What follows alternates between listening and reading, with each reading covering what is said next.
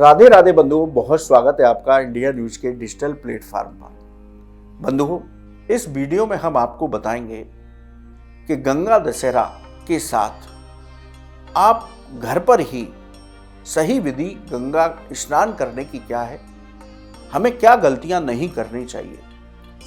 देखिए बंधुओं, सनातन धर्म में अनेक पर्व और त्योहार ऐसे हैं जिन पर शास्त्र कहते हैं कि आप गंगा स्नान करें तो आपको विशेष फलों की प्राप्ति होगी। लेकिन आज की भागदौड़ भरी जिंदगी और समय अभाव के कारण हम उन पर्वों पर गंगा स्नान करने के लिए नहीं जा पाते। लेकिन शास्त्रों में घर पर ही गंगा स्नान करने का विशेष विधान दिया गया है। लेकिन कुछ लोग गलती करते हैं जिससे कि उनको गंगा स्नान का फल प्राप्त नहीं होता और भगवत अपराध भी लगता है। देखिए बंधुओं, गंगा दशहरा का पर्व इस साल 5 जून को मनाया जाएगा। आप गंगा स्नान के लिए नहीं जा पा रहे, या कोई भी पर्व हो, अमावस्या हो, पूर्णिमा हो, सोमवती अमावस्या हो, अनेक पर्व हैं, गंगा सप्तमी हो, जिन पर शास्त्र कहता है कि गंगा स्नान कीजिए, लेकिन नहीं जा पा रहे तो घर पर ही आप गंगा स्नान का पूर्ण फल प्राप्त कर सकते हैं। एक तो लोग सबसे बड़ी गलती ये करते हैं और बहुत सारे लोग ये बता देते हैं तो उनसे ये अपराध होता है। लोग कहते हैं कि जो आपके स्नान करने का जल है उस बाल्टी के जल में आप कुछ गंगा जल मिला लें। ऐसा नहीं करना चाहिए। गंगा जल को सिर्फ गंगा जल में ही मिलाया जा सकता है। गंगा जल को आप अपने नहाने की बाल्टी में मिलाते हैं तो वो गंगा जल नहीं बनता।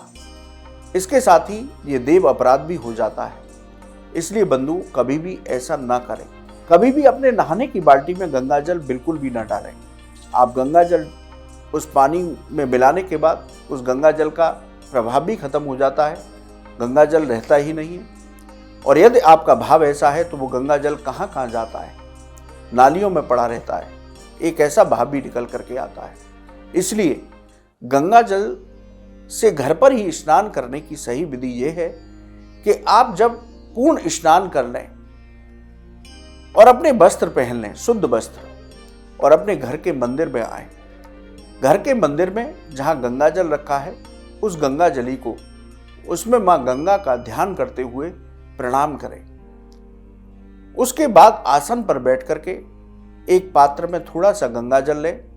उस गंगा जल में से कुछ बूंदें अपने सिर पर डालें, मां गंगा का स्मरण करते हुए। यही भाव रखें कि मैं गंगा स्नान कर रहा हूं, और उसके बाद कुछ गंगा जल का आचमन कर लें।